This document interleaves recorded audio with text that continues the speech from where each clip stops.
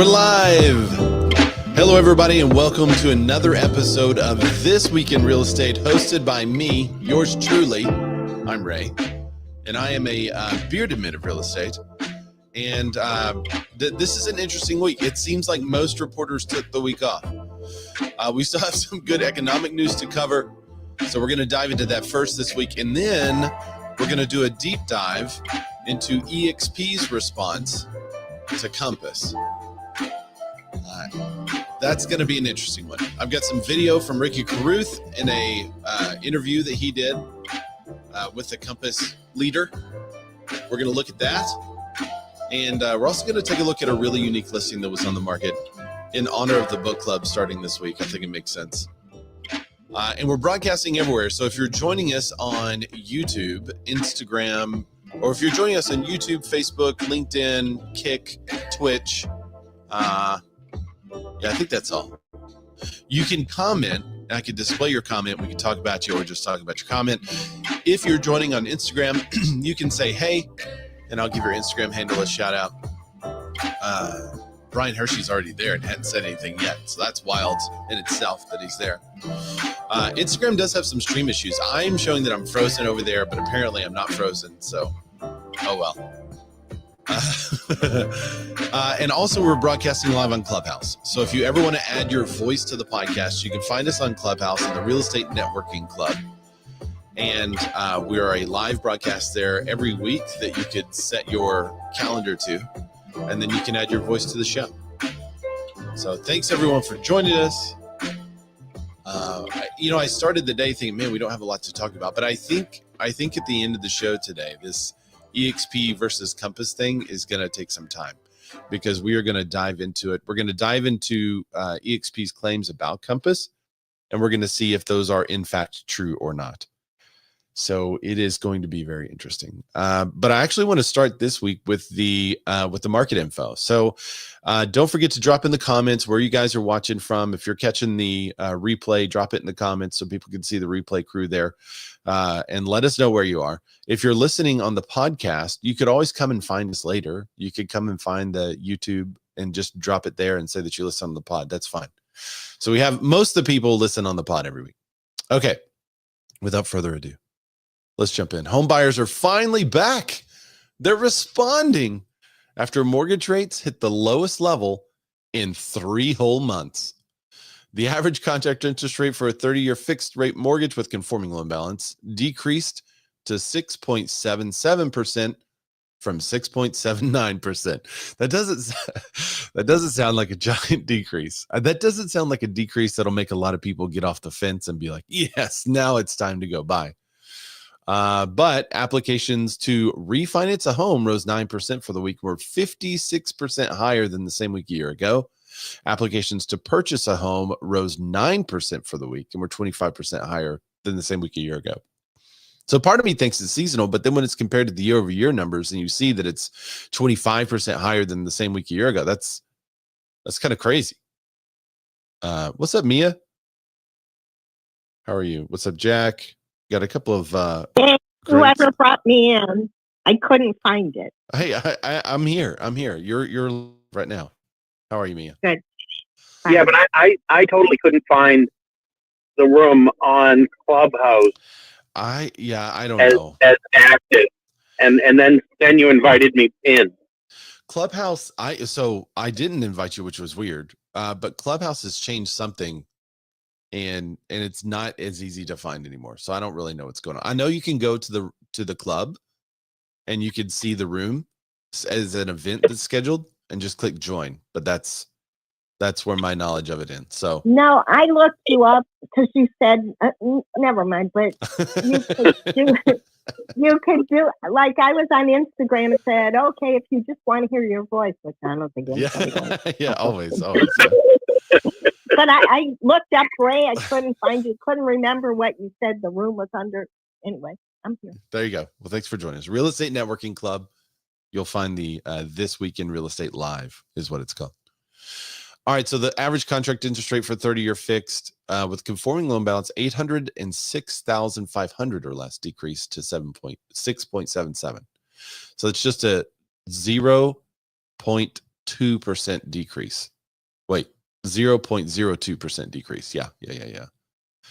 Let me get to a quote. All right. We often tend to see slightly brisk movement in the opposite direction after experiencing a consistent trend in the other direction. The month of June was arguably such a trend. It took rates to their lowest levels in several months, wrote Matthew Graham, Chief Operating Officer to Mortgage News Daily. Apart from the last few days of June, today's rates are still the lowest since April. So the rates are lower than they have been. Are you hearing more buyers jump in because of the rates? I am not. That's buyers aren't saying, hey, rates are so low, I'm jumping in.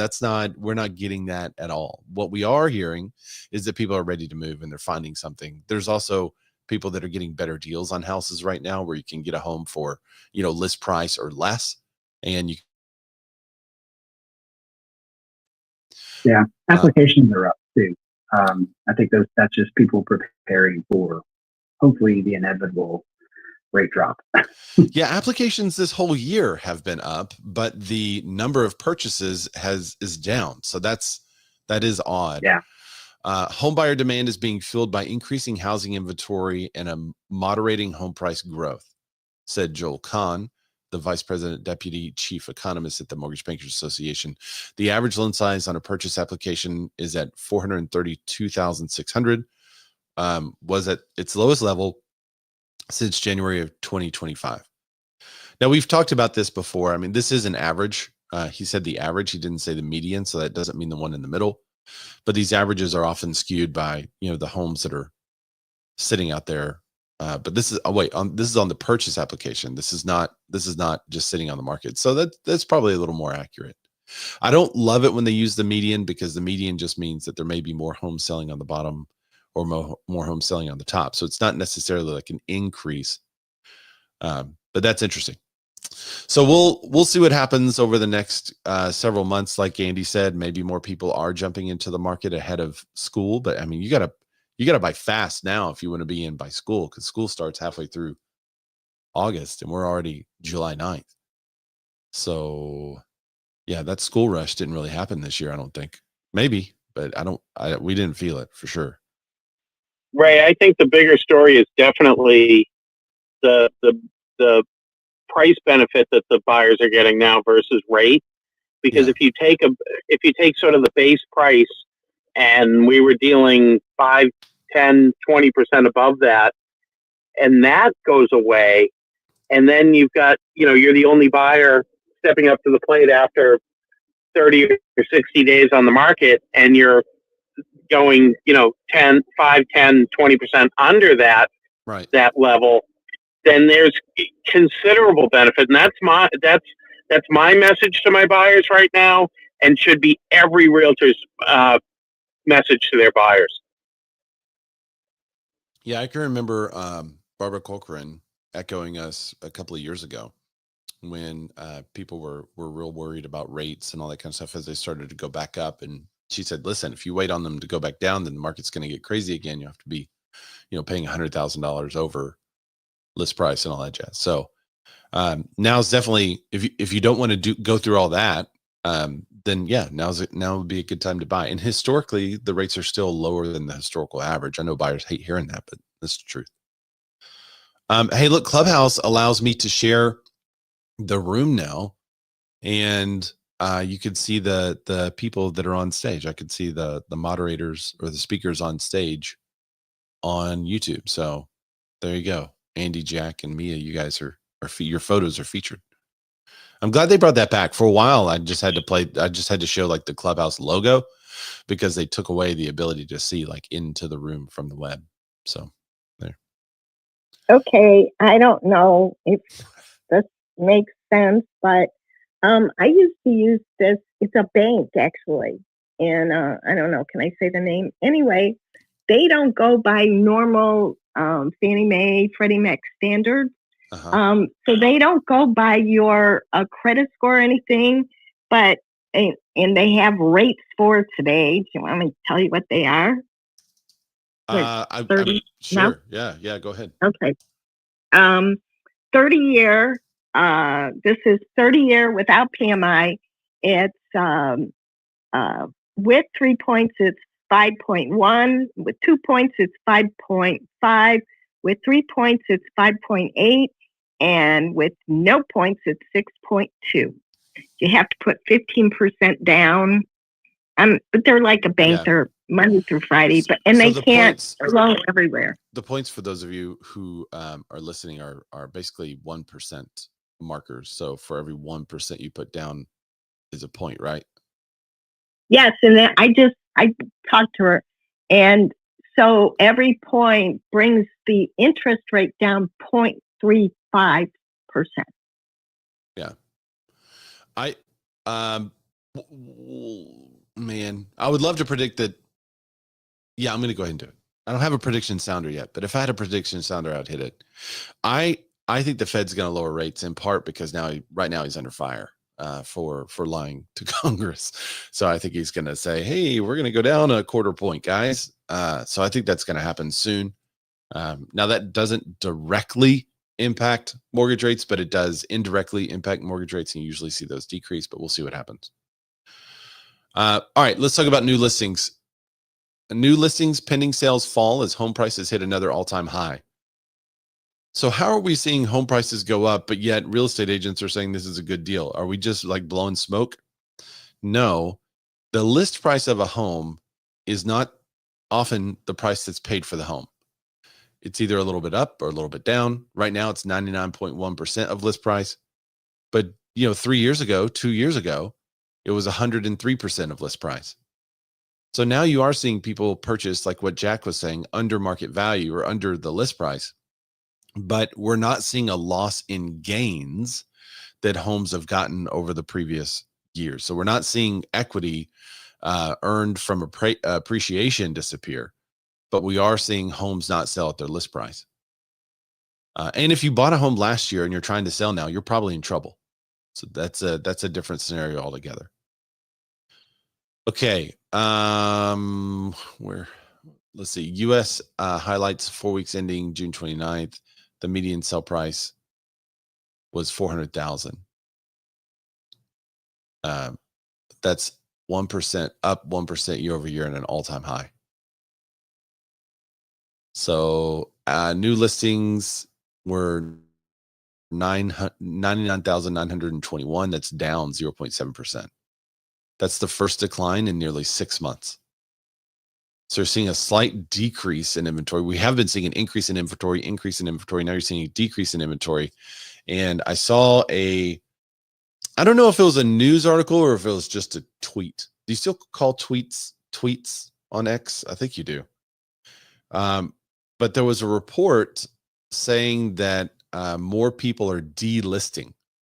That's why you're seeing a decrease in listings. If people aren't selling, they're just deciding to keep the house, which that's also what we're seeing. If we have a person that wants to sell and they have this price in mind they want to get, if they're not getting that price, they're not selling. We are seeing solid job growth. This is from the NAHB.org.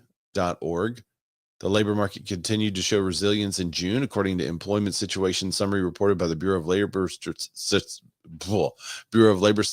Total non-farm payroll employment rose by 147,000 in June, following an upwardly revised increase of 144,000 jobs in May. Now, isn't that weird? That's weird. I can remember for like 4 years, there always being a downward revision to the jobs. And here we have an upward revision to jobs. That's strange, isn't it? That means that the previously reported jobs number was lower. But for years, the previously reported jobs number would be much higher. And then they would quietly come out with these revisions. That's just really interesting. I just find it interesting. I don't know what would cause that. The unemployment rate edged down to 4.1%, signaling ongoing strength in hiring despite the persistent economic uncertainty. There were some indications that headline number was overstated. Health of the labor market. Wage growth slowed in June with a year-over-year rate of 3.7%. That's down 0.1 percentage point from the previous month. Wage growth has been outpacing inflation for nearly 2 years, which typically occurs as productivity increases. National employment trends, well, let's just keep going. Construction employment. Employment in the overall construction sector rose by 15,000 in June, following an upwardly revised gain of 6,000 in May. So yeah, a lot of upward revisions. And then something we've been talking about for a couple of years, the multifamily completions climb near near a 40-year high.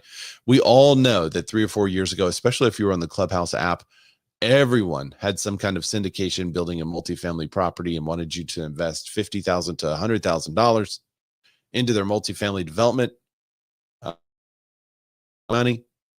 Well, it sounds like all those guys are finishing up their builds because we have more and more multifamily units being completed. Among the multifamily units completed in 2024, 580,000, 95% were built for rent. More than half of those units, 55%, were in high density buildings. I wonder if we could get a report about office spaces that were converted into multifamily, because that was also the talk of the town during the pandy. But I haven't seen any final reports on that. I think that's just kind of maybe a lost stat recently. What's up, Robin? I see you guys over there. Caroline, Matt Leonetti. What's up, dude? Okay, let's keep going. Let's talk about EXP. So this is the I really do need one of those background guys to talk about the background of where we are today. So we all know that Compass was like, hey, we want to have these private exclusive listings and we want to be able to share them publicly. Then last week they came out, I guess, a little more staunchly saying we're just not going to follow CCP because the clear cooperation policy is not for sellers or buyers. It is, I'm going to paraphrase, they didn't see this, but this is from the cartel. So Compass is mad at Zillow trying to become the enforcer of NAR. So Compass said, this is what we're going to do. Zillow comes out with a policy that says, if you do that, then your your listings will never be able to hit our website. Last week, we talked about the quote unquote clarity around that came out that then said that if a real estate agent talks about off-market properties, that they would be banned, but it wasn't clear on if that property they're talking about is banned or if the real estate agent is banned. So still need some additional clarity there. Meanwhile, Compass sues the NWMLS. Was it NWMLS? WMLS, Compass. I get the letters confused. Yeah, NWMLS. I thought it was Northwest. Northwest MLS, NWMLS. So the Northwest MLS basically had this rule set in place for a long time. And through several years, Compass was like, okay, well, we'll follow your rule, but we'll do it like this. And then they would change the rule again. And then Compass would say, okay, we'll follow your rule. We'll do it like this. And they'd change the rule again. And they finally got to a point where they couldn't change that. Compass could not change their practice anymore and stay within the rules. So then NWMLS said, okay, fine. All your IDX feeds for all your agents here are cut. So Compass is suing them for access. Because it does seem pretty, that does seem pretty targeted how all that went down. And I should point out, like, I'm not a Compass agent. I don't, it would be beneficial for me if they didn't do well, because then we'd have a bunch of agents, quality agents, pouring over into our company. So I'm not like, I'm not like a Compass nut. So then when Zillow did what they did and said, we're going to ban your listings, Compass is going to sue Zillow. In that lawsuit, Compass names EXP as a co-conspirator. Now, they didn't bring EXP into the lawsuit, but they did name them as a co-conspirator. So we need some music for that, Ray. I don't have any for that. That would be good. Dun, dun, dun. I need like something scary. Yeah, I'll have to find. Oh, we have the impact. That's kind of scary. That's kind of scary. Okay. And of course we have the, but this one is out of court. So EXP just decides to take to Inman and writes a response. So in the response, I will share it so you guys can see. I also have links to all of the news articles and everything we cover. We put links in the description. So it's a little bit after the show, but all the links are there for you. We also have, I forgot to mention book club. We'll cover the EXP. We have a book club. If you guys want to join the book club, the link is in the description. So sign up for the book club. We're starting a new book on Thursday. It's Day Trading Intention. All right, back to the story. Hi from Atlanta. Matt LaMarche is finally in YouTube. What's up, Matt? All right, back to reality. This is an op-ed written by Leo Perea. Leadership isn't about saying what's easy. It's about doing what's right, especially when stakes are high. Throughout the journey of selling 4,000 homes to leading the #1 brokerage in the country by transaction count, truth has always guided me. Silence in moments of chaos is complicity. I mean, this is really lofty start. This is he's really setting himself up there. But I guess that's maybe what you have to do. So maybe people don't have a context where you're coming from or who you are, and they can kind of hear it. I don't know. It's not my style of writing. That's not how I'd put myself out there. I'm assuming also he didn't write this. I'm assuming he drafted the idea and then the attorneys wrote it. Because everything you have to say, you have to be so careful in saying everything in his op-ed. So or maybe he wrote it and then the attorneys edited it for him. All right. That often means speaking up when quiet would be easier. There's people speaking up on all sides of this. I don't think anyone feels compelled to be silent. Is there anyone out there compelled to be silent about this? Well, you wouldn't say anything if you were. I guess. All right. Since the NAR settlement first hit our radar in March of last year, I've led EXP through guiding principle, do its best for the consumer. It's how we've developed straightforward consumer-centric buyer agency, listing agency, that most recently seller disclosure documents, all those open source documents that they shared that everyone said you can't use another brokerage's document. Recently, Compass filed a lawsuit against Zillow. While EXP is not named as defendant, Compass accuses us of being a co-conspirator. Now, if you recall, in the lawsuit, Compass is actually requesting communications between Zillow and EXP to see if some of this stuff was planned for the anti-competitive behavior was planned against them. And Leo says, let's talk about what this is really about. Compass wants to control inventory. They're not hiding that motivation. Their 3-phase marketing model, which we've talked about on the show extensively, on paper is positioned as consumer choice. In reality, it's about controlling listing exposure. All right, so controlling listing exposure is an interesting phrase we'll come back to. Q1 of 2025, Compass reported that 48.2% of its listings entered this funnel. Nearly half of their homes were shielded from the broader market. No matter what language you wrap it in, that's steering.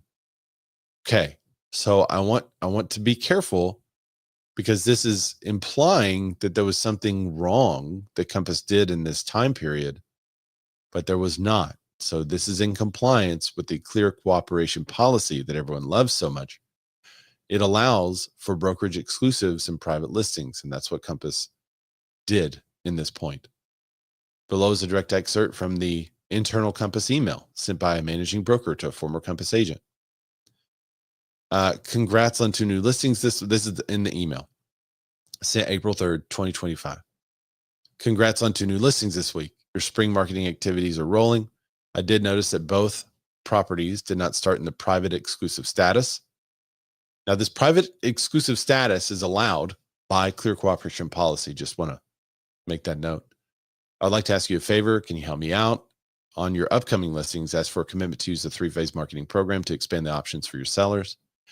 These steps are so important with what we want to accomplish collectively at Compass. On your next private exclusive listings, we would be glad to distribute them to the office as well. Also, I want your sellers to benefit from the social media marketing that Compass provides on every listing that goes in the Compass Coming Soon status attached. Blank and I, Redacted and I, are both available to help you learn these steps of leveraging the 3-phase marketing. So let us know how it can help. Okay. And then Leo says, let's be clear. It's not about helping the sellers, offering consumers more options. It's about rigging the game, keeping the inventory out of sight to create artificial scarcity, confusing the public, boosting agent commissions. That email doesn't talk about the seller's goals. It doesn't mention fair housing nor inclusive access. It's about funneling deals inside of a closed loop.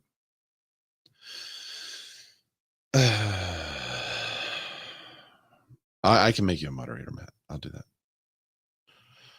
Thank you. Eureka said, that's crazy. What's crazy, Eureka? They purposely don't want maximum exposure. Wow.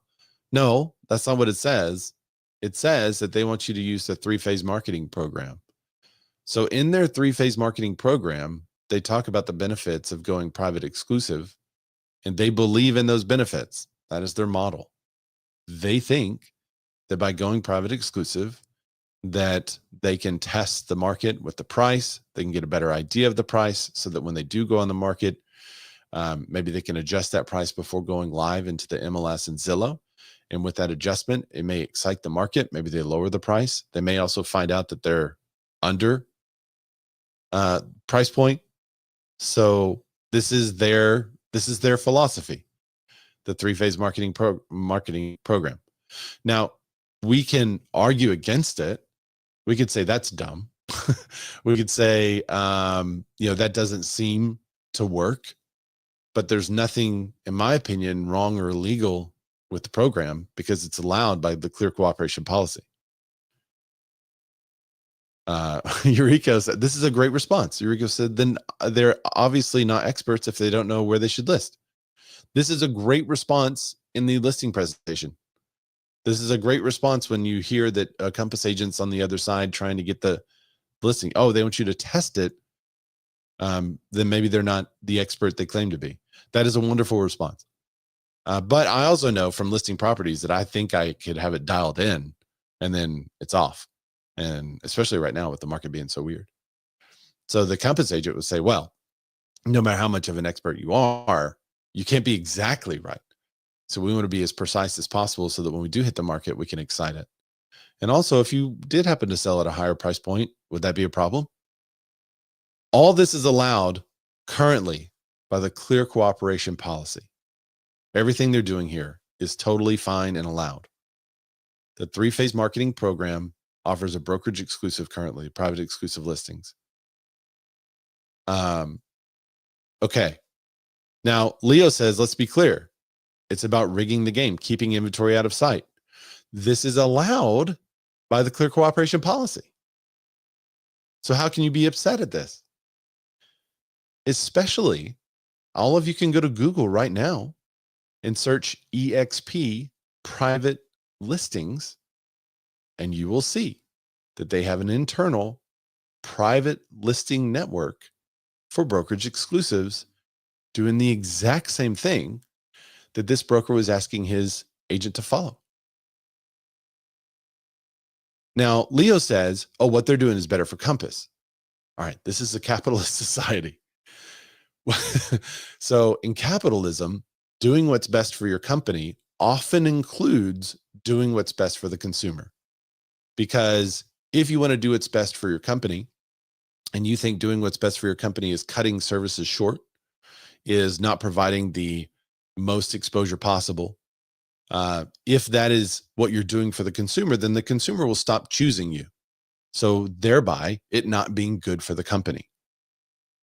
So you can't say, well, they're just doing what's best for themselves. Yes, everyone in the marketplace is doing what's best for themselves. That's why Leo is coming out against the private exclusives, meanwhile maintaining private exclusives at his own brokerage. Isn't that doing what's best for your company?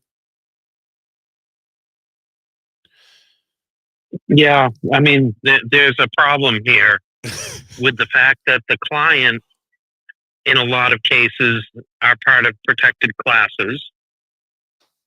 I had a pretty good conversation going with Mr. Refkin on LinkedIn, and he thanked me for my respectful conversation and even reached out and had a phone call with him. That's cool. And all of a sudden I was I was not on his 10 anymore. And I said, I texted him and I'm like, what? He said, oh, somebody else must have done that. And then it happened again. And then he ghosted me. And all of a sudden you were not on his what? Then I got booted again off his LinkedIn after he had me reinstated by someone else, in quotes. That's funny.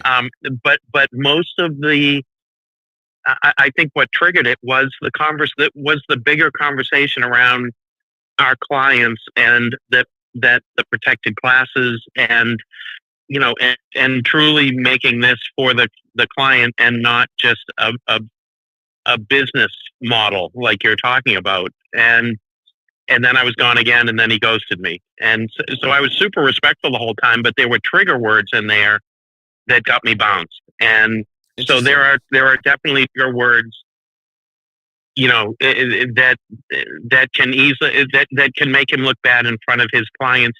And another part of my conversation with him was, you know, this might be good for Compass, but it seems cannibalistic amongst your independent contractors that are making you money. And that was just a red flag too. How would it be cannibalistic? Real quick, because I gotta. Because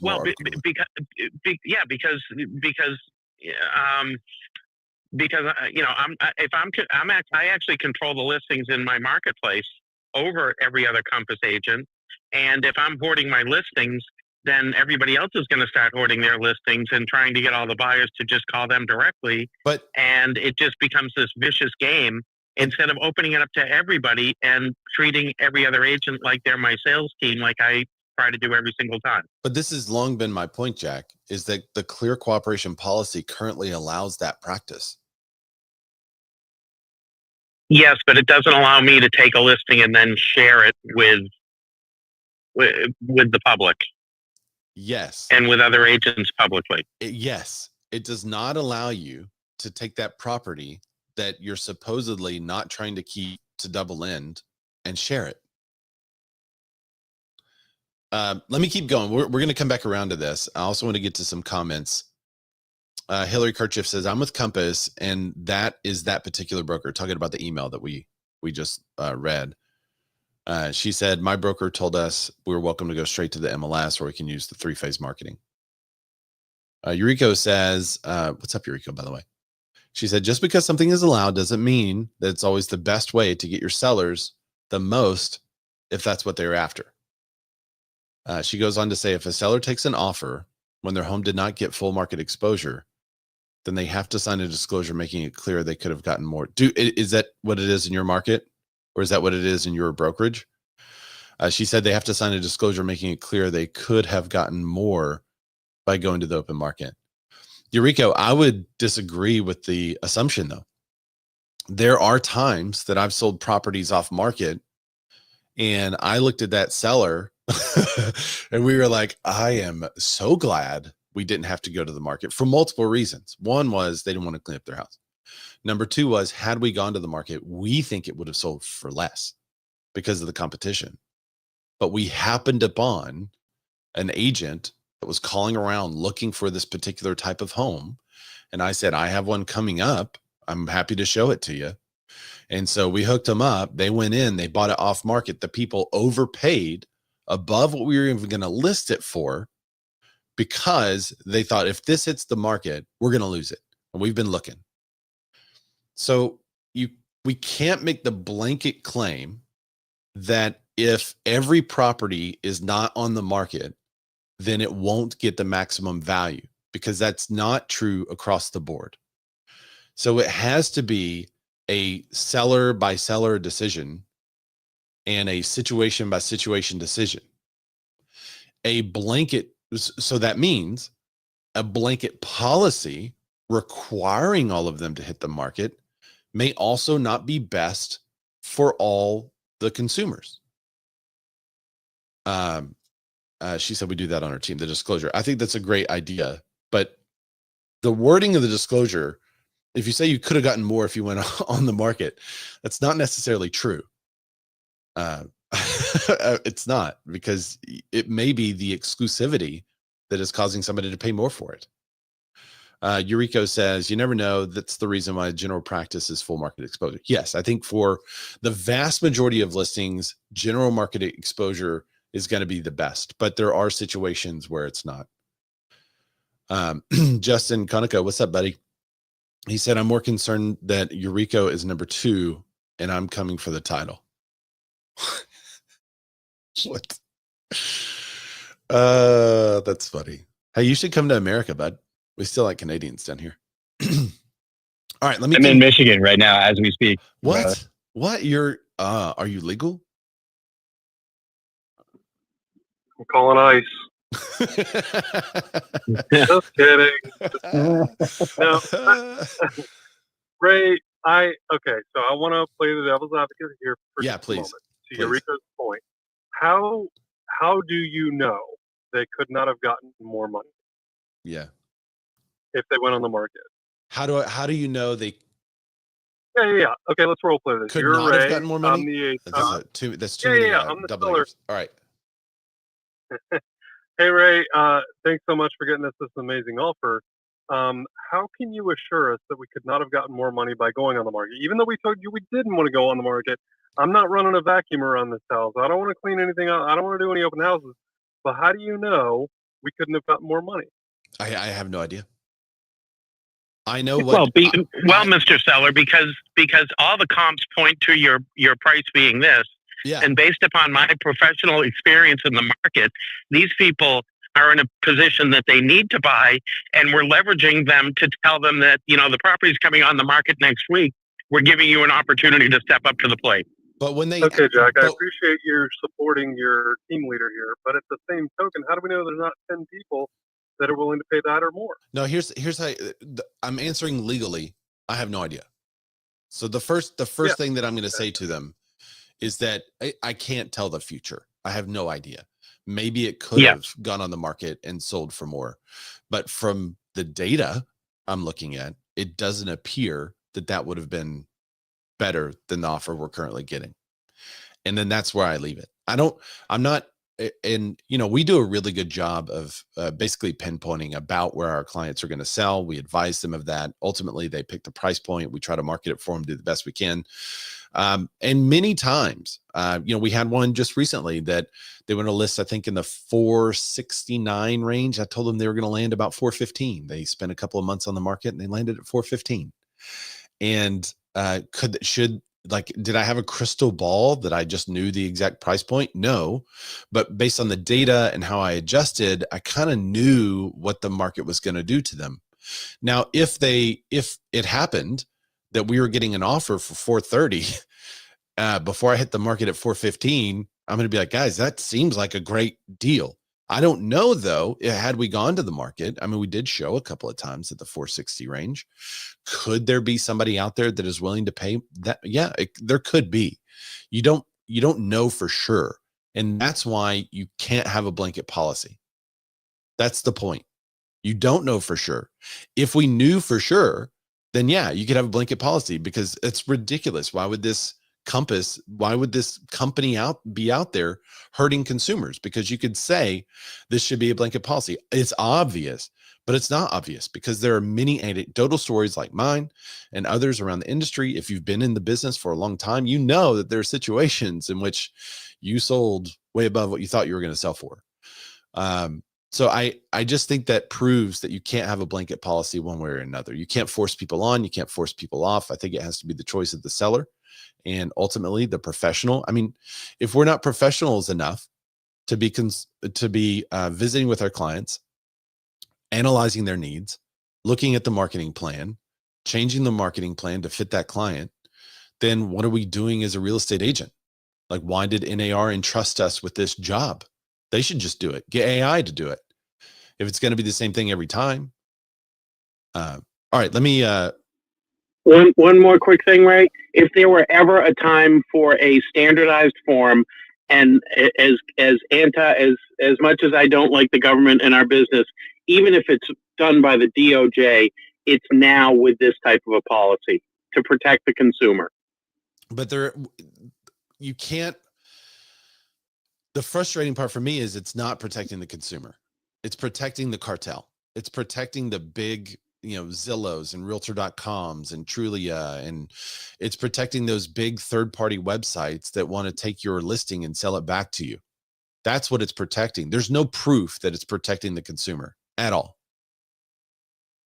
Especially when we get into this next part. Let me continue here with this next part for Leo, and then we're going to listen to some audio from Ricky Carruth, which he talks about. He said, Leo goes on to say, last week, Compass went a step further and declared that it won't comply with the participation rules. Compass wants full access to display MLS listings through the IDX while keeping their gated behind Compass.com. That's not consumer advocacy. That's bait and switch. Well, I don't know about gated. They said that they were going to be sharing them with agents and brokerages. But on a recent podcast with Ricky Carruth, Compass's president of growth, Rory Golod, I'm not sure if that's how you say his last name, Golod, Golod, confirmed that this entire strategy is designed to win more listings and close more deals. All right. Then he says, not once did he mention consumer value. Not once did he talk about transparency. He said the quiet part out loud on repeat. So I clicked the link and watched Ricky Carruth's interview with Rory, and multiple times he mentioned consumer value. Multiple times he talked about what the clients want. Multiple times he talked about transparency.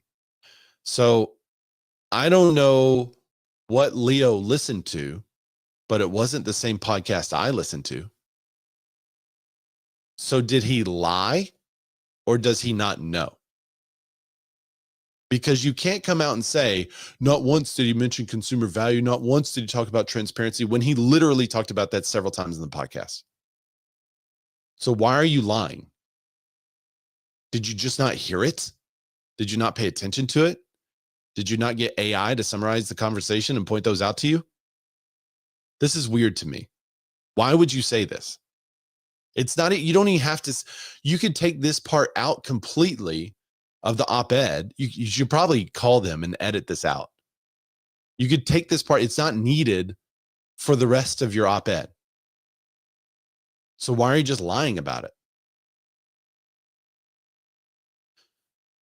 So let's look at it.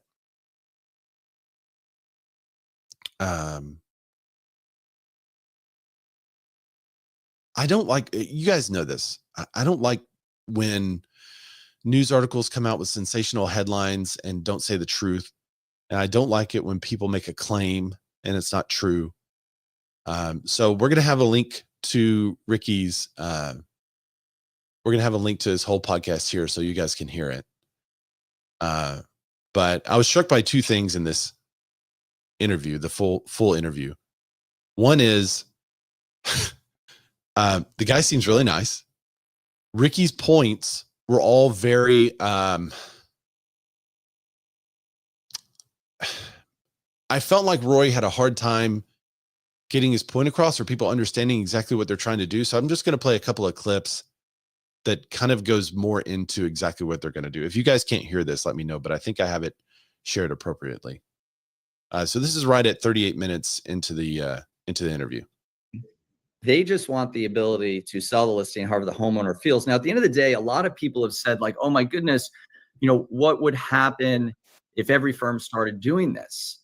Well, one, if that's what the market wanted, if that's what the free market said, this is actually more effective. This is the free market wants like lower commissions, like, I mean, look in a lot of industries, the best charge more than those that aren't, right? So at the end of the day, all we're advocating for, it's very simple. One, homeowners have the ability to choose what they do. Two, so that's the part where he's talking about, he repeats this several times. Homeowners should be able to choose what they do. He says that several times throughout the whole interview. So he is talking about consumer choice. Two, that there are not rules that ban and fine agents and homeowners from marketing homes the way they want, right? And lastly, that a client can decide the nuance of how they sell, where the home goes, where it doesn't. Again, if 94% of the listings are going. So then he goes on to talk about how 94% of them go onto the MLS anyway. Well, I think there is one more point I wanted to the market. And of the 6% that are not, another interesting stat, the majority of those are co-broked by agents and other. So that's an interesting point. 94% are hitting the market, 6% aren't. But of that, a vast majority of those 6% are still co-broked with other agents. So there's really only 2% of the listings that they're double ending. So at the end of the day, people seem to be making a lot of noise about this. I actually think the reason of something that's actually not really the sort of doomsday scenario that people are sort of pushing here doesn't seem to be coming to bear. I think part of the reason why certain brokerages are very much against this. I'm going to skip the next part because he talks about why he thinks brokerages are against it. And that's just his opinion on why other agents. That's not really talking about what they're doing. I'm going to go to this other part. It's about 45 minutes in, and we'll listen to this part and talk about it. I'm not worried about competition at all whatsoever. Companies competing, and not just companies, brokerages, but other platforms, other aggregators, other websites competing. Not even worried about that. Right? I don't care about that. Yeah, ultimately, the best outcome for the client will be the thing that people do. And there you go. The best outcome for the client is going to be the thing that people do, because that's what happens. That's capitalism. Once you do the best thing for the client, everyone runs to that thing. Now we're in a situation where the vast majority of listings that agents are getting and going through a multi-phase marketing strategy are ending up on the MLS. And so what we're really talking about, we're talking about 6% of those listings, let's say, that are not. Mm-hmm. And we're talking about a scenario where Compass wants to be able to share those with every brokerage, but NAR and Zillow are saying you are not allowed to. You physically cannot do that. That would actually solve everything, because in that world, all the people that work with agents, all the agents, and again, I think about agents. Those are my customer. That's who I think about. That's who I obsess over. All of those agents would have access to those listings. The overwhelming majority of those listings would end up on the MLS. And ultimately, at the end of the day, the seller should be able to decide which websites their listings go to, right? They should be able to decide, you know what? I want my listing here. I want it there. But as long as it goes to the MLS, and if it's on the brokerage website, again, the whole world can see it. It's up to the brokerages to go there. That's the thing. Like, people don't know to go. See, I like Ricky on a lot of points, but after everything he said, the point was like, people don't know to go there. I mean, yeah, but that's how markets are formed. That's what happens, is when there's something new or something happening, now suddenly people are going there. I guarantee that if I was in a market that had a Compass office, every single week, whenever their off-market book is updated, I would be there and I would look at that off-market book and I would know what's coming from my clients, because that's part of me being an expert. And I would actually love that, because it's giving me insight to what they're currently holding behind the curtain as a brokerage exclusive that I don't have access to, because CCP allowed that. So I want access. I want my buyers to have opportunities for those listings. And right now they cannot. Compass is saying we want them to. We want your clients to have access to our exclusive listings to people that don't want to list in the MLS. They don't want to put their home on Zillow. And you might say, well, why don't they want to do that? Well, that's up to them. That's up to the seller. And if Compass is doing a great job selling that service, then that's the service that the person picked. I don't have a problem with it. All right, listen to like 2 more seconds here. Go to Compass. Nobody's going to, nobody's thinking, I'm going to look for a house today. I'm going to go to compass.com. There was a time where no one knew what Zillow was. There was a time where no one knew what homes.com was. There was a time. Exactly. And that's it. That's it. There was a time where those websites didn't exist, or nobody knew that they existed, and people weren't using those websites because they didn't see any value in those websites. Once those websites had value, people started to go to them. But why should we be forced to put everything on there if a seller doesn't want it on there? And then if the seller doesn't want it on there, but wants me to be able to put it on my website, why can't I do that? Why not? So good interview, though, overall. Ricky did ask a lot of good questions, had some hard-hitting questions. But I keep going back to everything about this scenario and why people don't like it.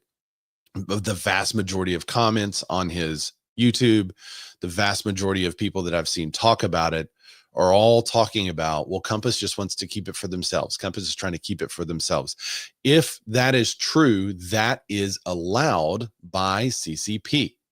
So maybe they do want to, well, they can currently do that and not have to sue anybody. They could keep all those to themselves, shut everyone out, and they could show you how many private exclusives they have. But they don't have to tell you what they are.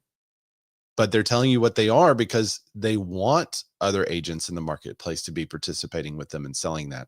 They just want their sellers to be able to say, I don't want the house on Zillow.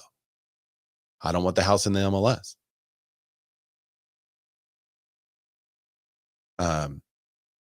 Okay. Scap, what's up, buddy?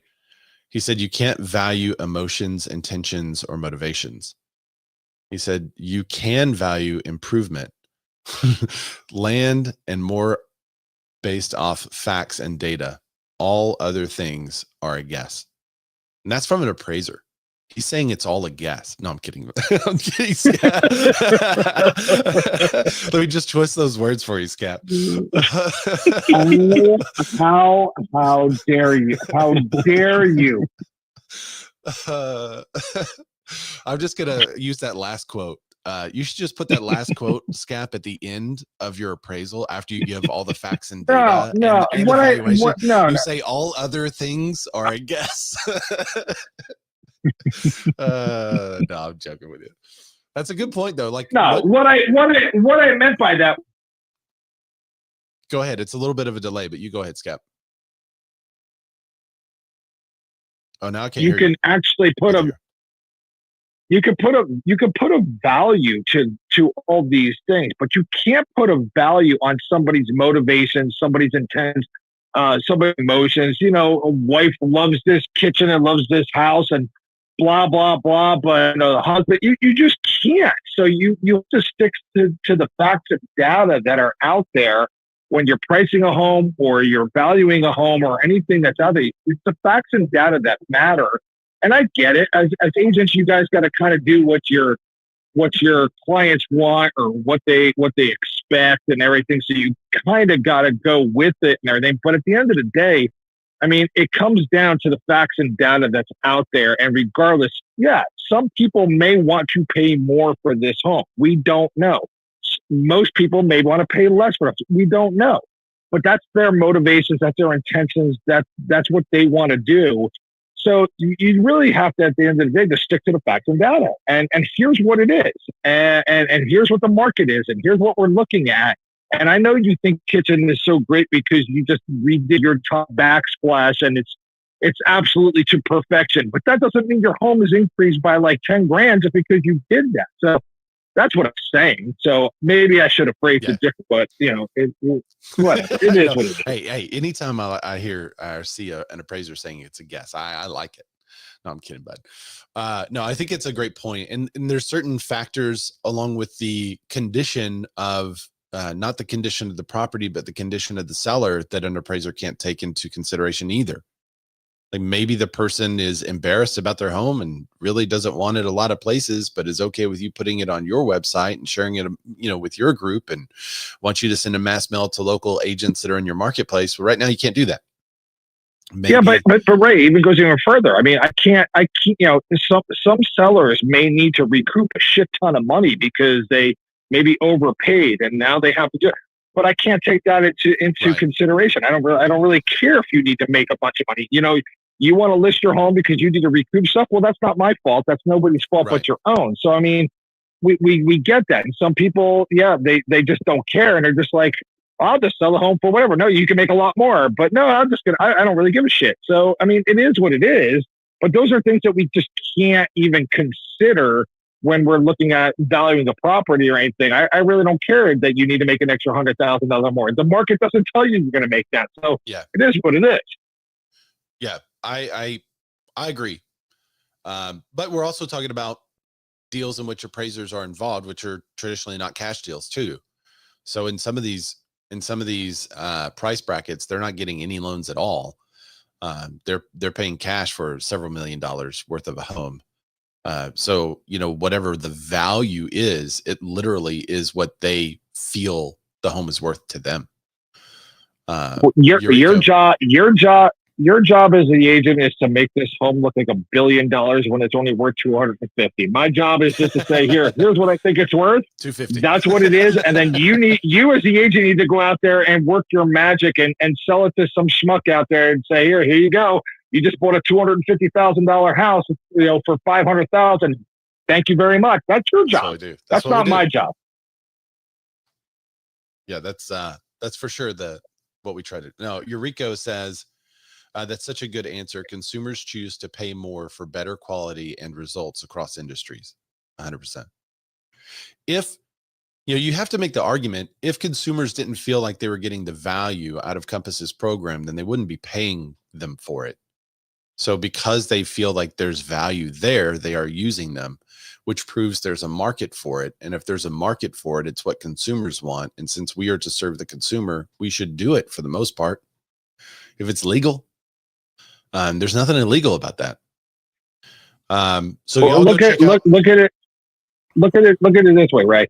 You could have a Matt LaMarche out there that can sell anything, and he's such a great he's a great real estate agent. He's a shitty golfer, but he's a great real estate agent. But you could have him out there, and he can take a house that somebody else couldn't have sold and sold it for what that asking price was because of his skills, his assets, and everything he has, where other agents could not do that. So, maybe one company has one way of doing things and it works and people trust it because they have results, and then another one doesn't. I mean, it's the same with appraisers. One appraiser could be really crappy. Another appraiser could say, hey, you know what? This is way more or worth way more than this. So it just comes down to who is utilizing what they have in their tool belt to actually make that happen.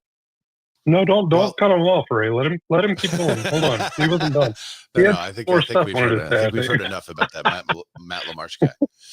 All right, well let me put this back up. Oops, I got the wrong view here. Let me go there. All right, there it is.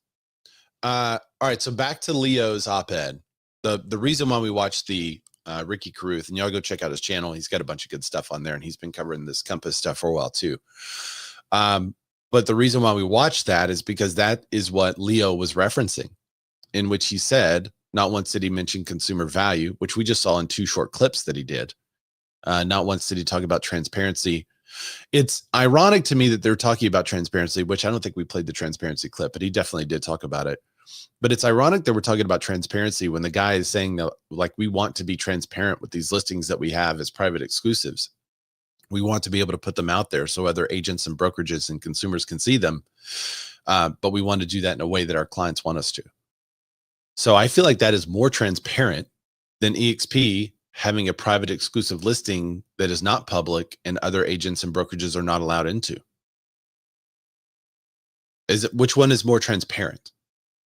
So it's odd to me that the most transparent option is not sharing publicly the listings that you have listed as private exclusive. That's a mind game that I cannot. I don't get it. Okay. And then he talks about Compass's CEO, Robert Redfin. He said he already spoiled the plot of Compass's end game when he said in a Q2 2024 earnings call, the foundation of every entity's success in real estate is access to inventory. The source of success for all players in the industry, whether MLSs, aggregators, buyer agents, or listing agents, is access to inventory. Then Leo says access is power, and Compass wants to be the only one holding the keys. Like I said millions of times before, if this is true, Compass is allowed to do that using CCP. They don't have to share it with anybody. That's what EXP is doing. They're not sharing those private listings with anyone. They are literally holding the keys.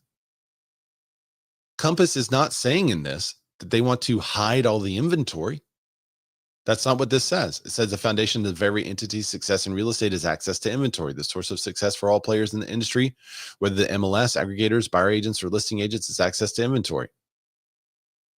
He goes on to say in this earnings call, if you read it all, which I went back and looked at the whole earnings call, he's basically saying the same thing that every real estate CEO and owner of a brokerage has said forever. If you control the listing inventory, you control the market. The more listing inventory you have, the more you can control the market. It's what everyone has always said in every market. That's what we all know as real estate agents. The more listings you have, the more you can control the market. That's what he's talking about in context, in full context. So playing this out just a little bit, every brokerage does that. That's where I'm with the cannibalistic behavior with the agents, because then every buyer feels they have to work with an agent at every agency. No, not if. So right now, that is true. Right now, because of CCP, if a buyer wants access to every single listing, they currently have to sign up for every brokerage so that they get access to all the exclusive listings that those brokerages have. That is the current situation that we're in now, Jack, because of CCP. What Compass is saying is they don't want people to have to do that. They want you as an agent to be able to go to their website and see the private exclusives that they have. That's great. Really? Yes, that's what they've. But does he mean it? That's what they've been saying since the start of this. That is what is getting them in trouble, because they can currently have private exclusives and office exclusives and not offer anyone access. And that is within the CCP guidelines. They would not be banned on Zillow. They would not be in trouble with NAR. They would not be in trouble with the NWMLS. All right. Back to my point. Decouple the NAR from MLS. The thing that is making them get in trouble is that they want to be able to share their listings publicly that they're currently holding exclusive. All right. So Leo goes on to say, but here's the twist. They admit that 94% of their exclusive listings end up on the MLS. Anyway, if exclusivity was really serving the seller, why does nearly every listing go to the public? Because what they're using is their network in order to offer it exclusive at first to see if it'll sell. And then they can make changes and talk to their clients without having a quote unquote days on market. That's what they want. They don't want days on market on the MLS to start ticking as soon as they have the listing, and maybe it's fully ready, maybe it's not fully ready, but they're offering it to their people through their exclusive network. So there's all kinds of strategies involved with that. I'm just naming one of them, but that's why. And that is also listed in the marketing plan. So I don't know why he's asking, why does nearly every one of them go public? Because not everyone has purchased exclusivity. It's better for most homes to get more exposure and to sell on the MLS, but that's not better for everyone. And we can't make the blanket statement that it is. Leo says, because the data tells the truth. Exposure sells homes. Shielding listings hurts sellers, limits buyers, and undermines trust, period. If I had 3 outliers that said, okay, you're saying that the data says this, but I can list 3 clients right now that are outliers that's not true for. And if I can list those outliers and I'm just one guy, then there's agents all over the country that have those outliers. So why aren't we creating a system which serves everyone according to how the seller wants to sell and allows for those outliers to still happen off market, maybe get a little bit more exposure off market? Why can't we do that? Why do we have to cut the outliers off and say, let's shoot for average? That doesn't make sense. Shouldn't we all be shooting for the outlier? Let's call it what it is. Seller choice is being weaponized, he says, as a Trojan horse by Compass to fragment the market, reduce transparency, create artificial scarcity that prioritizes agents' interest over consumers' needs. Maybe 2 more things. I might have more than this, but 2 more things minimum. The interview with Ricky Carruth and Rory Golod. Sorry if I'm butchering your last name, dude. The audience is agents. Rory's job is to make his agents happy. So they are speaking mainly to agents and the industry in this podcast. One of the arguments that Leo says is that he didn't talk about in this email that the broker sent. Email doesn't talk about the seller's goals, doesn't mention fair housing, inclusive access. I mean, every email, if I was a PB, I wouldn't have in every email Don't forget to double check with your seller about their goals. Don't forget the fair housing rules. I would assume that my agents are well educated enough to know that those are given. And if I didn't know that, there's additional work that needs to be done as a PB. The podcast is to an audience of agents. And Leo's issue was, well, they spent most of the time talking about the benefit to agents. Well, that's the guy's job. So that's his focus, is serving the agents and helping them serve their clients how they feel their clients want to sell their house. The gripe with the CEO Robert Refkin's statement about inventory is on a call to shareholders. And shareholders want to know, how are you taking advantage in the market? What is something you're doing? And we're focusing on inventory is what he's saying. That's a very normal conversation to have with shareholders. He's not going to mention fair housing and what's good for the consumer and all that stuff in a call that he's talking about. Here's how the company is serving the market, because it's assumed that the company can't serve the market if you're not serving the consumers. That's part of the assumption on every marketing call. You don't ask like Kroger on their call, like, are you sure you're getting the stuff in stores that people want to buy? It's like, yeah, that's what they do. But they're going to talk about other things. They're going to talk about cost cutting measures. They're going to talk about, and so I think everyone in this situation would be well served to step back and really listen to what the other side is saying, so that you know better what you're fighting against. Because it seems like everyone that's fighting against Compass right now is fighting against Compass controlling the inventory and double ending the deal. But that is currently allowed through CCP. They don't have to share it with anyone.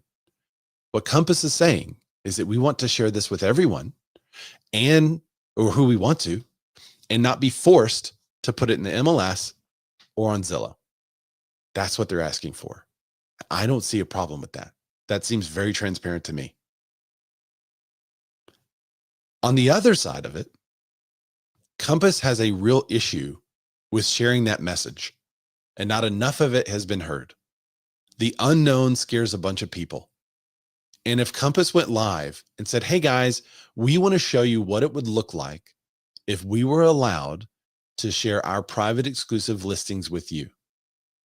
You would register as a real estate agent so that we know you're a real estate agent with another company. You can click this box to say, don't send me marketing emails or recruit. Just let me see the listings. Then you can get into the website and you can see all these private exclusives that we have that are in your area that you have a license to serve or whatever. I don't know how they're going to do it. And this is what it looks like. And here's the listing agent's information. Here's how you can contact them. And here's what the price looks like.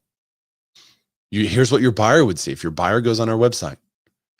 And I would assume, because they're trying to play nice with the market, the buyer would register and then say, I have an agent and here's my agent. Right? I mean, that if they really want to marry themselves to the goodness of being there for all agents in the marketplace, that is something I would do.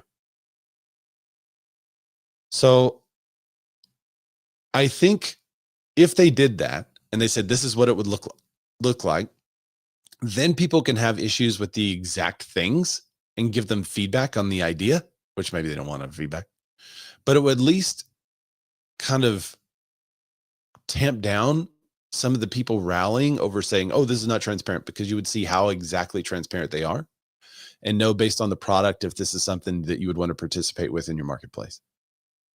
And if it's not, then you could tell your clients like, hey, I've seen it and let me tell you about it. And this is why it doesn't work. And this is why it's not good for you. And that's marketing. That's a difference in business model, and that's marketing. I've said this before too, that, if we want to merge everyone's marketing, if we want to merge everyone's business process, then you could use data points like more homes sell during this time of year than that time of year, and force everyone to sell their home during that time of year and not allow anyone outside of that, because it's not better for the consumer. People have different needs. That doesn't make any sense. We would all say that doesn't make sense, but that's essentially what we're doing here. So I am for the open market. I am for the buyers and sellers to decide what they want to do and how they want to play the game. And as agents, we should serve that to the best of our abilities. And I think when there's more choice and it's harder, then oh no, we got to go to multiple brokerage websites. Well, at least we get to go to those websites, because right now they have exclusive inventory that we don't even get to see. So I think it's better.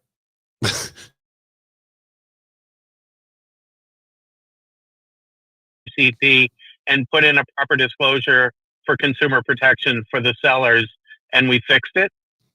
Yeah, I think if you have the consumer protection for the sellers, quote unquote, needs to be to get rid of the CCP. I think that's hurting consumers. I don't think there's anything good about the CCP, to be honest. So if you got rid of that and then you allowed consumers to choose, then I think you have prime market. That's what I think people should go for. Eureka says, so you're saying Compass is using this as a recruitment tool because other big brokerages do not have back-end set up like this? Yes, 100%. 100% they're using this as a recruitment tool, saying this is what we can do. But as soon as I think it's allowed, you're going to see a lot more money pouring into it, and Compass may be first, but they're, just like Apple. Apple's not first to do the things that droids have been doing for years, but they do it the best.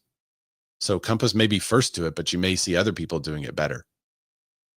But yeah, I think it's going to open a market for real estate agents to have these services at our fingertips. I would want a private exclusive network at my brokerage that I could then share with Eureka and say, hey, Eureka, check out these listings I have over here. And Eureka's a real estate agent, maybe knows other real estate agents in the area, could share it. Yeah, I would want that. So, but I would only want it if it actually worked. And the way it would have to work is that buyers and sellers would have to buy into it as a thing. And if the buyers and sellers don't like it, it's never going to work. And so we're just arguing about nothing.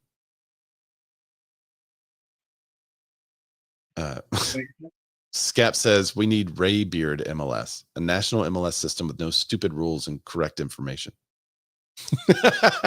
I would give up a couple of stupid rules just to have correct information. Well, you're going to get rid of some stupid people then, because the people are the ones with the information. Yeah. We always tell our clients, that the data in the MLS is only as good as the worst agent inputting that data. And they're like, oh, okay, I got it. So this doesn't have 40 acres. No, it's 0.4 acres. Scap said, but here's another issue. If homes aren't marketed on the open MLS, how do appraisers get the right info to appraise the home? Bro, it's the same way we get the info to appraise the home, right? I mean, you just have to guess. No, I'm kidding. No, I think Ray's MLS has a price and a picture and an address. That's right. Well, figure out this shit yourself. Well played. Well played. No, but I mean, I'm just asking. I mean, if they've got these exclusive, sites and everything that maybe I don't have access to, well, you're marketing a home and then you go and whatnot. But what if there's comps out there that were on this exclusive MLS that sold and they're not put on the open MLS? It's kind of like working with builders. I mean, builders when in their, they'll sell all these homes, and then I have to go to the builder's office, get all this freaking stupid information because it's not on the MLS. And then they have all these, at the end of their building new construction, they list these homes at cheap prices. So then I come in less. It's like, well, what the hell? So I mean, listen, everyone. If you're just marketing there, listen to Scap. Listen to Scap Public complaining. record, right? Listen to Scap complaining about why his job can't be taken over by AI. I mean, bro, you're saying the exact reason why this is like a long-term job for appraisers. You guys will probably have to do more research, but so are real estate agents. I think we're going to have to look at the county records. I think we're going to have to, have more innovative ways to find the information. But it does kind of give appraisers a lot of job security, and that it's going to be more and more difficult for a centralized hub or database to gather the data and then to predict home sales. They gonna?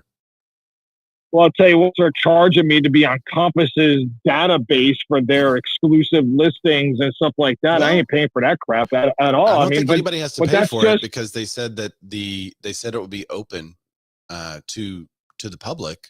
as the seller wants. If the seller doesn't want it open to the public, they won't have it. But if the seller does want that on their website, then you'd be able to find the active listings. I don't know how they would display the solds though. I guess maybe you would have historic data somewhere listed, but I think that would be I think that's a great question, Scap, that you should submit to them and say, hey, if you guys do this, I'm an appraiser. How are we going to get access to the data to appraise homes? I think that's a great question that I don't think has been worked out yet. Or you could just assume they all sold well below asking. And then anytime you see an appraisal for a Compass listing, well, just go low and make sure it's adjusted. You'll have the sold data. You just won't have the active data anymore. I mean, the county records will have the sold data, but you just won't have the active data anymore. Just assume that they started $100,000 higher. That's county records data is so crap to begin with. I mean, you guys. I mean, with my job, I go to county records, and 9 times out of 10, like the actual square footage thing is completely off. So I mean, if they're going to actually market this stuff exclusively on their site and not on the actual OpenS, and I can't see what's active, what's pending, and look at this data because keeping these homes away from the open MLS, well, that's going to skew my data. That's going to make everything a little bit more difficult for me. And if I can't, I'm not going to sit there and try like another 900 sites to try and find this data, that I need in order to actually develop my opinion of value. I mean, it seems a little kooky to me that they're going to try, that they're doing something like this and withholding this. And it's almost like they're withholding this information from the public,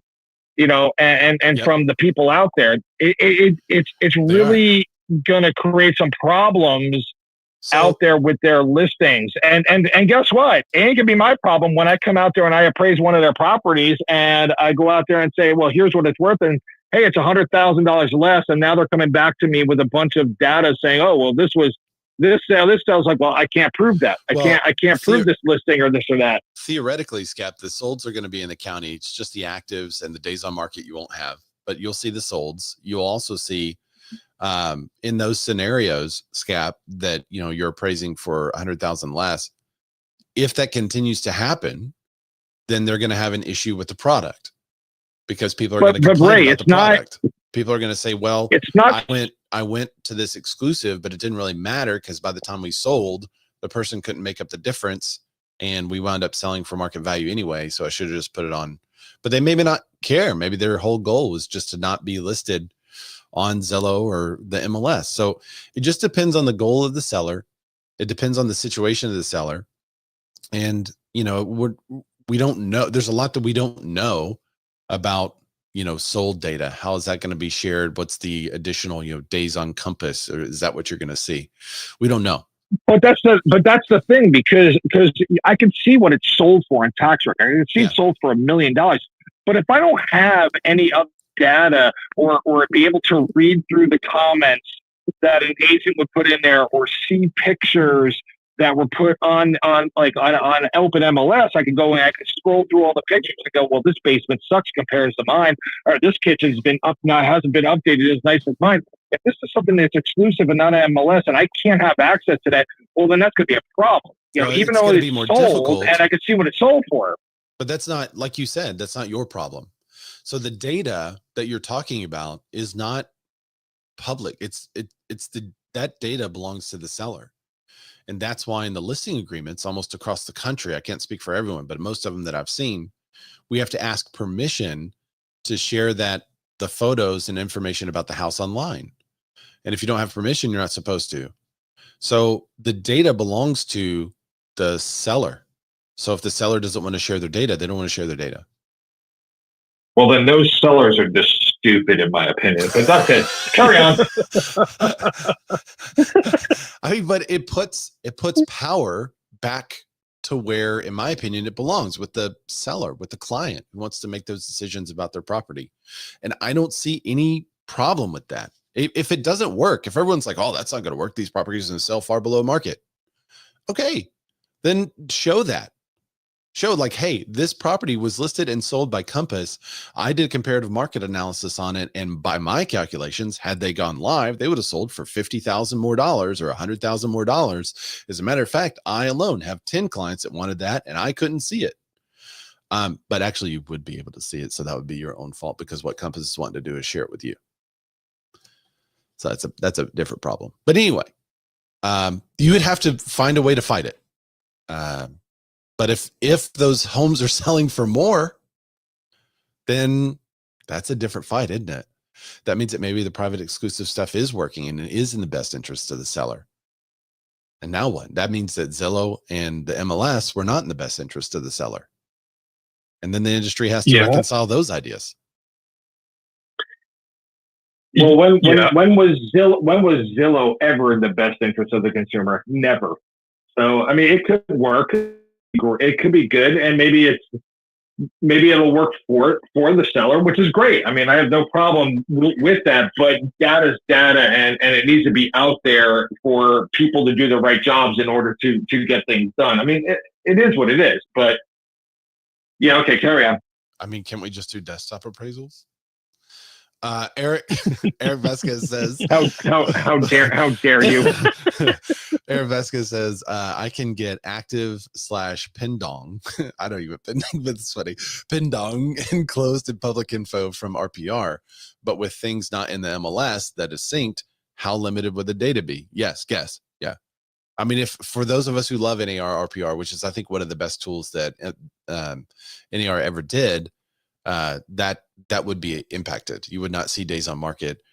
But I rarely, when I'm comparing a property to a sold number, only on occasion do I reference a lot of the days on market. You know, if I have tons of data pointing to a lower sale at a certain price point, I'm looking at days on market to figure out why. But most of the time, the sale data is the primary data that I use. And often through NAR RPR, which references county data, I use homes that were not necessarily listed on the MLS in some cases to find a comp, because finding comps have been tough lately. So yeah, I mean, it definitely is going to impact the data we have for 6% of listings. That is currently the number that's not selling on the open MLS. So 94% of the listings will still be there. I think probably in the high 90s. I think that number will actually go down because you'll have Sotheby's, Douglas Elliman, Compass. You'll probably have EV. Every luxury brokerage will have this as an option to use. You know, Real Luxury will have this as an option to use. And so you will probably see more properties being sold off MLS/off Zillow. But, you know, if you still have 80% of listings, then you're still going to be able to pull comps, and you're still going to say, well, if you sold on market, here are the comps. Now, your company hopefully would have the off-market comps and saying, if you used our private listing network, this is what you would sell for. If you went to the MLS, we think this is what you would sell for. So we'll wait and see. Well, Ray, I'm curious. Has anyone else gone into a Compass office to actually look at the book? Because I did. Okay. Hillary, is Hillary still here? She's a Compass agent, so she can also tell us about this. Tell us your experience. Right. I saw it in the comments. I haven't displayed it yet, though. Yeah. You're good. Yeah, You're tell me. Yeah, how big was the book? I'm anxious to see. Like, did it have teeth and claw marks on it? Was it more like a, like I picture like a Harry Potter style book or something like that. Is that what it was? It was leather bound, smelled like mahogany. No, mahogany and tobacco. Well, as soon as Robert Refkin announced this, I was like, all right, fair enough, I'll play the game.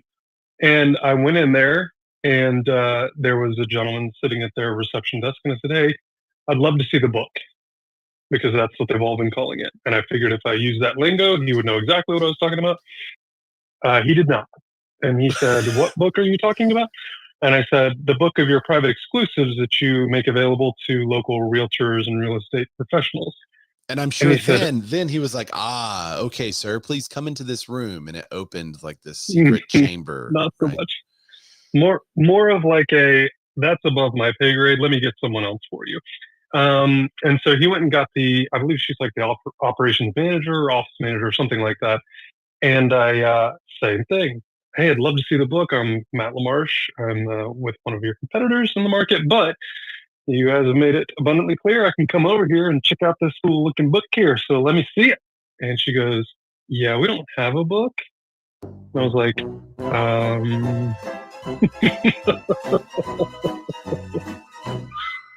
yeah. And I said, what do you mean you don't have a book? And she goes, so he made that announcement and the staff office here looked around at each other and was like, are you doing the book? Are you doing the book? Are you doing the book? And I was like, okay, well, that's fine. I'm sure you got them somewhere else so I can see them, right?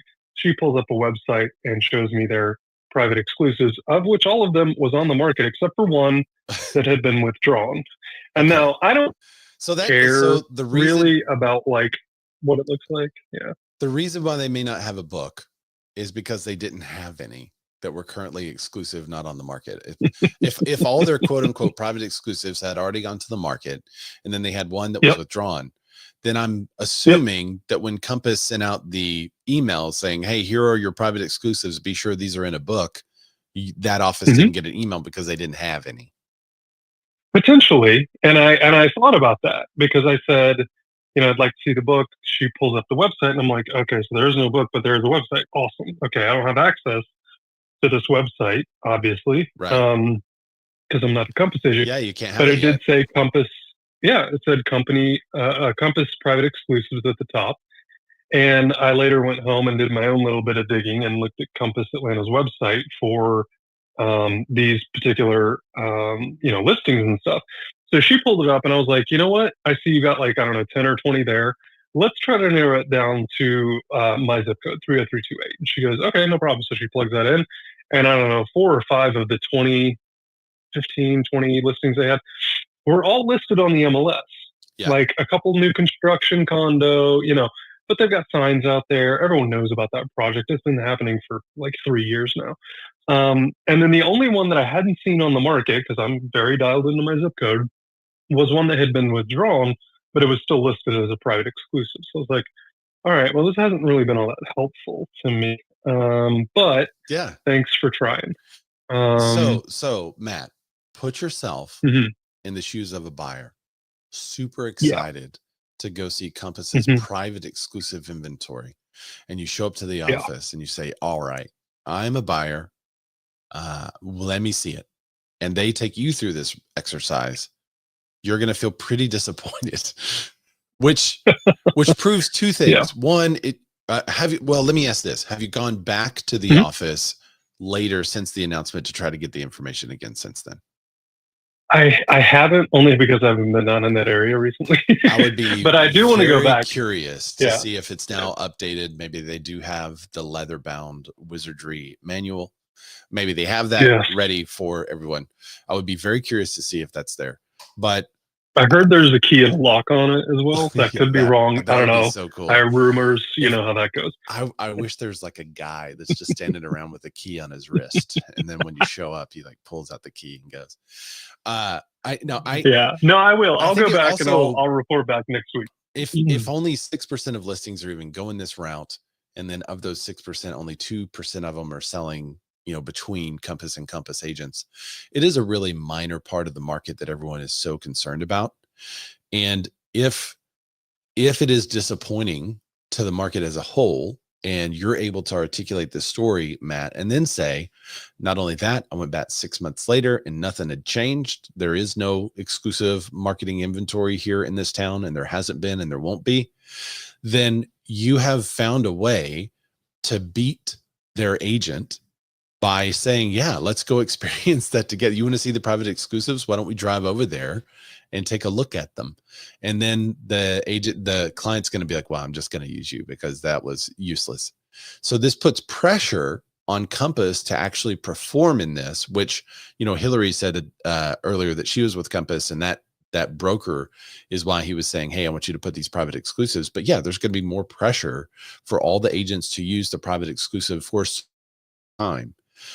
We try to do that on my team. We try to use some kind of private exclusive for a certain period of time. Like we got the listing signed, but the people are cleaning. There's one that I'm going to today just to check out and see if they're clean and ready. There's actually 2 that are on their list that would be considered a quote unquote private exclusive. I can't share information about them publicly.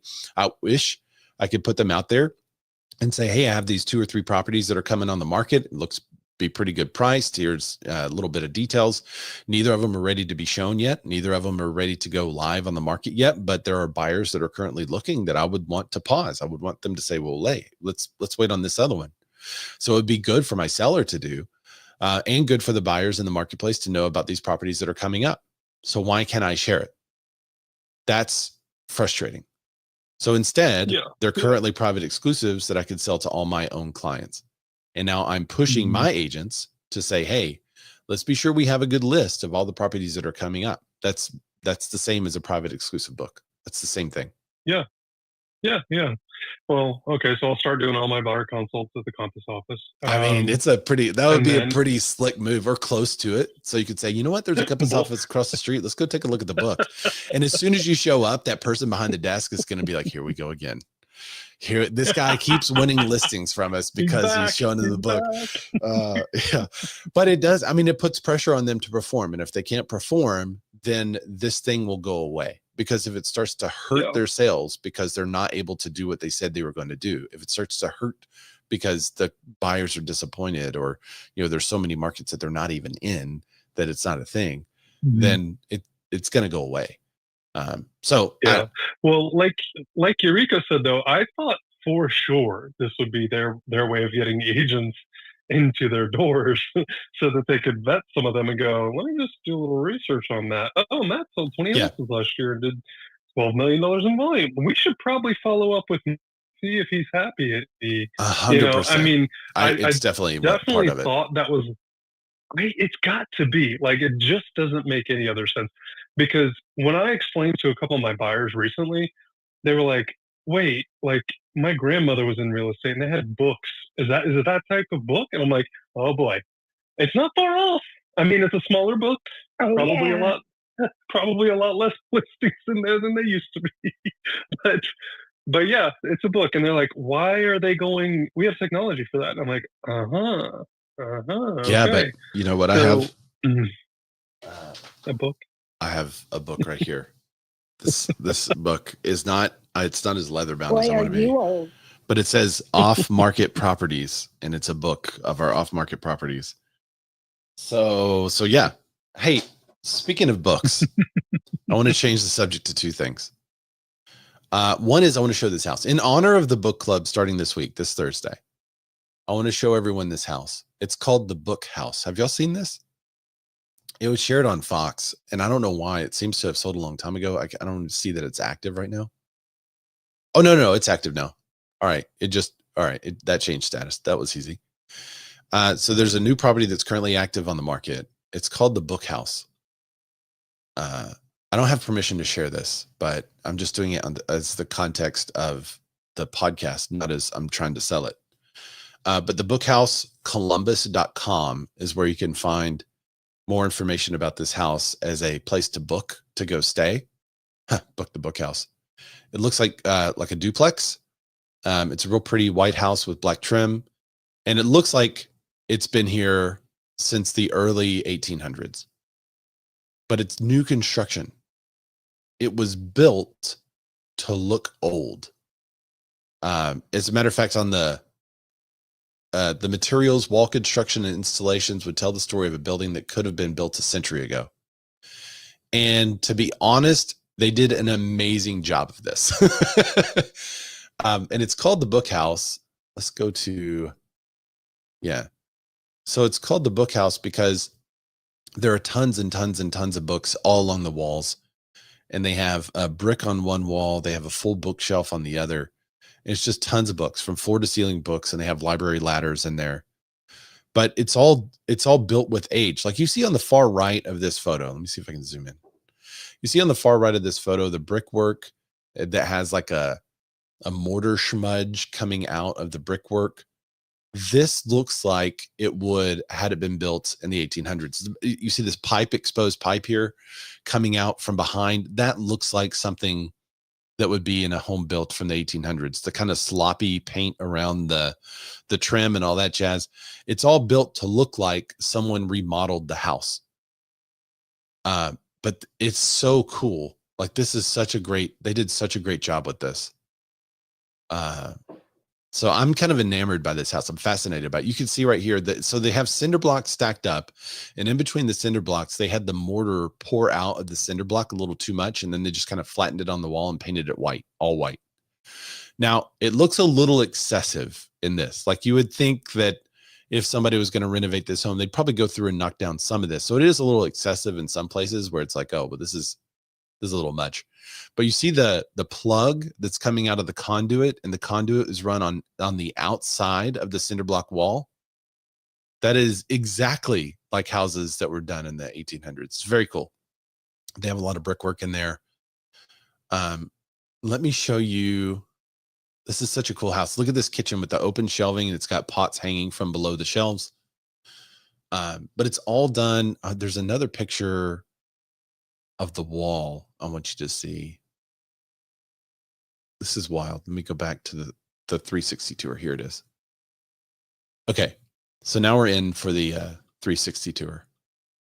I'm selling this house for this. I don't know who has it listed, but I'll look up the listing information shortly here. I'm going to go down this hallway. I think it's a private exclusive, actually. Oh, I shouldn't even know about it. All right. You see on the wall here, it's got wood. So it's got a regular wall, and then it's got wood kind of going diagonal, and then a piece of wood going across, and then two pieces of wood going up to the ceiling. And then it's just kind of like a smeared, it looks like somebody did a bad repair job. This is new construction. I feel like the people who, you know how they have a new ride at Disney, but then it all looks like old and stuff. I feel like that's the person that built this house. It's got an insane amount of caulk at the top of this wall here. I mean, it's just like, and look at this. Wait, let me go back a little bit and look up. All right, you see it looks like something a long time ago was put into the ceiling and then braced. And that's just, they just put it up there for looks. It doesn't do anything. These little braces don't do anything. I wonder if that's actually wood. You think that's actually wood there? It looks like wood. Right. Yeah. I think that's wood ceiling right there. And then they painted that. Now this piece looks metal. The little bracket looks metal. No. Yeah. The supports though, like running diagonally and stuff, look like wood, unless they painted or etched like wood grain into it. But yeah, that looks like wood. That looks like an inspector's nightmare. Doesn't it? A new construction home that looks like 1800s. Well, look on the wall here. Yeah. There's two things I want you to see on the wall. First, this really old timey, like intercom looking thing. But check out this that I'm circling on the screen, and it's paint drips. Oh yeah. So these paint drips is what you would see when someone paints and repaints and paints and repaints, and they have intentional paint drips to make it look old. Well, we may be giving them a little too much credit. That could just be a really bad painter. I mean, you would have to be insanely bad painter to do that. I'm telling you, I've had a bad painter. I've had a really bad painter, and that dude had to come back and sand all that off the wall. So funny. Here I am listening to a television show on the radio right now. I know. Yeah. How do you like all the audio listeners are like, okay, I can kind of picture it. But here it is again, where you see the brick. So it's a brick wall inlaid with wood inlay that looks like braces or brackets, but that's just all for looks. That's not actual wood holding up the house or anything. And then they have like a vertical wood shiplap on the bottom half of the wall that looks like it's super old too. So I don't know. I love what they did here. I think it's really, really unique and very cool. And I wanted to share because we do have book club coming up Thursday. That's tomorrow at 1:00 Central, 2:00 Eastern. What is that? Like 11 o'clock Cali time. And we're going to be going through day trading attention. So if you wanted to figure out a way to get more attention on your listings or more attention on you, then join the book club there. The link is in the description. Let's see. Scap said, my new challenge to go to Compass offices and get into the book. Somebody please do take some pictures of the book. Scap said this appraisal would be easy. Yeah, because it would just be new construction, right? I mean, how do you account for it looking like it's 1800s? But no, they did a really good job. I'm fascinated by this home. It's now currently on the market for, what's it listed for? And let me give credit to the agent too. It's listed for 1.689 million. 1.689 multifamily. It's pulling in like 250,000 or something. Year built was 2022. It's crazy. 250 a year? Yeah. Wow. Yeah. That's insane. Here's your chance to own the Book House, Central Ohio's most unique short-term rental, as seen in the media. A brand new 4,536 square foot 2-unit construction made it to look like a historic 100-year-old building. 8 luxuriously appointed bedrooms. Oh yeah, there's other levels. There's like a whole downstairs level that we didn't look at. You walk in onto the main level, and I think there's a downstairs level as well. It's got 6 baths and the capacity to comfortably sleep 24 guests. It's making, let's see, pro formas from top-rated short-term rental companies project $273,000 in gross annual income. Hey Ray, I'm already subtracting $50,000 to $100,000 from this house if they don't have the Compass book on the shelf. Of all the books on there, they have over 7,000 books and library ladders, several library ladders in there. Of all the books they have in there, if they don't have a Compass book, you're going to deduct some value there. So this is Airbnb. Is that right? It is a short-term rental. I'm assuming it's on Airbnb, but it may be their own website. It's thebookhousecolumbus.com. So check it out. I mean, 250 a year. Yeah. That's 20 grand a month. That's crazy. Yeah. That's nuts. Yeah. They need to call it, I'll buy it. We'll call it private exclusive. I have some right now Airbnb that are making $4 grand a month. They're only listed at like 400,000. So yeah, yeah, but you don't have paint runs. I don't. Repaint the walls. Maybe we should. I'm mold. going to send this actually to the investor that has those and say, maybe, hey, could you make them look super old real quick? And but they're on the river. They're really nice houses. Fake mold on the walls. Yeah. Say little signs that says this is lead paint. Asbestos in the ceiling. Yeah. I mean, how authentic is it? Did they use asbestos and lead-based paint? Because if not, we're going to deduct some value, right, Scap? No, you just.